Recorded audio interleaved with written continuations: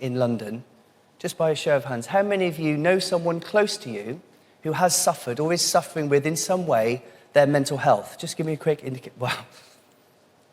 Pretty much every hand went up.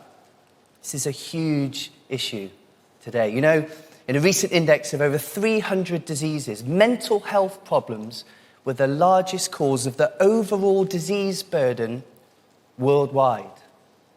Here in the UK, a 2016 official survey showed that nearly 20% of those 16 and over are suffering with symptoms of either depression and/or anxiety.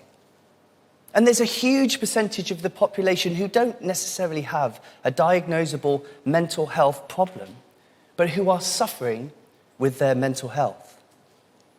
It seems that stress and overwhelm are so commonplace in today's society, and although stress in itself is not a mental health issue, it's often the starting point for many. Could you imagine what our world would be like if we had very few mental health issues?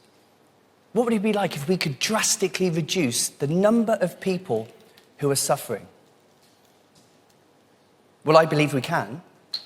I think there's something that we can do even more of, and it's simple.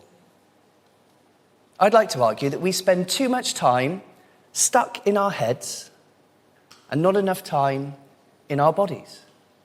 Thinking isn't necessarily the solution to our problems. Thinking is often the cause, especially when we get stuck in a pattern of overthinking. Overthinking leads to psychological stress.